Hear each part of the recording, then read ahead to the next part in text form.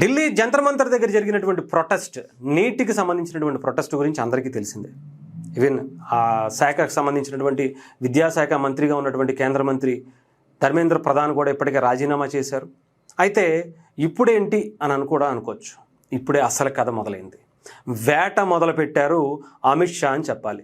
ఢిల్లీ పోలీసులు కూడా వేటని కంటిన్యూ చేస్తూ ఎవరైతే ఈ ఢిల్లీ ప్రొటెస్ట్ పేరుతో అసాంఘిక శక్తులన్నీ కూడా ఢిల్లీ వేదికగా చేసినటువంటి విధ్వంసానికి కారకులు ఎవరు అనేటువంటి కనిపెట్టేటువంటి పనిలో ఉన్నారు. అయితే దీంట్లో కాక్రోచ్ పార్టీకి సంబంధించి కాక్రోచ్ పార్టీ పేరుతో దాదాపు 1000 మంది గూండాలు, వీళ్ళు అనేక రేప్ కేసుల్లో, మర్డర్ కేసుల్లో, రౌడీ షీటర్లుగా, దొంగతనాల కేసుల్లో దేశవ్యాప్తంగా అనేక రాష్ట్రాల నుంచి, అత్యధికంగా బెంగాల్ నుంచి, బీహార్ నుంచి, యూపీ నుంచి చాలామంది అక్కడ దిగారట.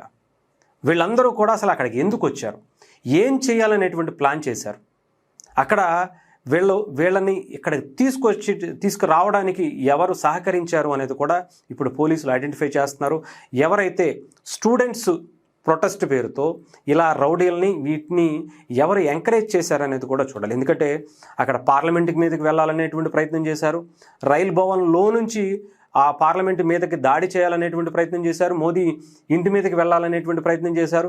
ఒక నేపాల్ లేదంటే ఒక శ్రీలంక, ఒక బంగ్లాదేశ్ స్థాయిలో ఇక్కడ అల్లర్లు జరపాలనేటువంటి ప్లాన్కి సృష్టికర్తలు ఎవరు?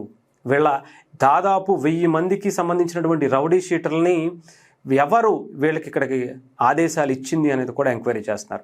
అయితే ఈరోజు కాక్రోచ్ పార్టీకి నిజంగానే చిత్తశుద్ధి ఉంటే, వాళ్ళకి ఏదో కలిసి వచ్చి ఇప్పుడు నిజంగా అంతమంది ఒక హైలైట్ అయింది కాబట్టి దీన్ని కొంతమంది రౌడీలతో కలిసి ఇది సక్సెస్ చేశారని అనుకుంటున్నారు. కానీ దీని వెనకాల ఎవరున్నారు? ఈ దేశానికి సంబంధించి ఇంతమంది ఈ దేశాన్ని ద్వేషించి ముక్కలు చేయాలి, కులాల మధ్య, మతాల మధ్య చిచ్చులు పెట్టాలనేటువంటి వ్యక్తులు ఎంతమంది ఉన్నారు అనేది కూడా ఈ వేదికగా బయటపడింది. బట్ నిజంగానే కాక్రోచ్ పార్టీకి చిత్తశుద్ధి ఉంటే మరి పంజాబ్లో జరిగినటువంటి ఆ పేపర్ లీకేజ్కి సంబంధించి ఎందుకు ఆమ్ ఆద్మీ పార్టీని క్వశ్చన్ చేయట్లేదు, అక్కడికి వెళ్ళి ఎందుకని ప్రొటెస్టులు చేయట్లేదు అనేది కూడా వీళ్ళ బయట పెట్టాలి.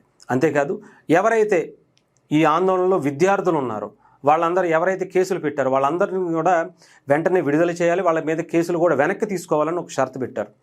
నిజంగానే దీంట్లో నిజమైనటువంటి విద్యార్థులు ఎవరైతే ఉన్నారో, ఎవరైతే శాంతియుతంగా నిరసన తెలియజేశారో వాళ్ళకి డెఫినెట్గా దీని నుంచి బయటపడాల్సినటువంటి అవసరం ఉంది. కానీ ఈ ప్రొటెస్ట్ పేరుతో మోదీని తిట్టడం, రాముణ్ణి తిట్టడం, మోదీ గారి తల్లిని తిట్టడం, ఆర్టికల్ 370ని మళ్ళీ పునరుద్ధరించాలని చెప్పటం, ఆజాదీ కాశ్మీర్ లాంటి నినాదాలు ఇక్కడ స్లోగన్స్ ఇవ్వటం, లేదంటే ఉమర్ ఖలీద్కి సంబంధించినటువంటి స్లోగన్స్ ఇక్కడ వినిపించటం, ఒక టెర్రరిస్టులకి సంబంధించినటువంటి స్లోగన్స్ ఇక్కడ వినిపించడానికి కారణం ఎవరు? ఇవన్నీ కూడా ఇప్పుడు వెలికి తీస్తున్నటువంటి పరిస్థితి కనిపిస్తుంది. అసలు నిజంగానే ఈ స్టూడెంట్స్ ముసుగు వేసుకొని, చాలామంది అయితే ముఖానికి ముసుగు కట్టుకుని మరీ వచ్చి అక్కడికి వచ్చి దాడులు చేస్తున్నటువంటి పరిస్థితి, కొంతమంది కత్తులు పట్టుకుని తిరుగుతున్నటువంటి పరిస్థితి, కొంతమంది గాజు పెంకులను మూట కట్టుకుని తిరుగుతున్నటువంటి పరిస్థితులు ఇవన్నీ కనిపించాయి. అసలు ఎవరు ఈ ప్లాన్ చేశారు? ఎవరైతే స్టూడెంట్స్ ఉన్నారో వాళ్ళని నిజంగానే శాంతియుతంగా చేశారో వాళ్ళని డెఫినెట్గా వదిలేయాలి. కానీ ఇలాంటి వ్యక్తులని మాత్రం డెఫినెట్గా వదలకూడదు, శిక్షించాలి.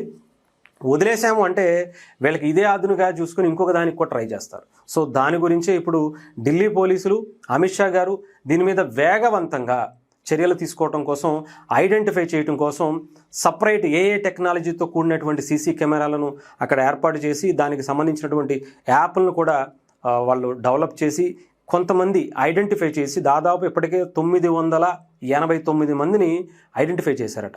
వీళ్ళు అనేక రేప్ కేసుల్లో, మర్డర్ కేసుల్లో, దాదాపు రౌడీ షీటర్లు వీళ్ళందరూ కూడా దీంట్లో భాగం పంచుకున్నారని నిర్ధారించారు.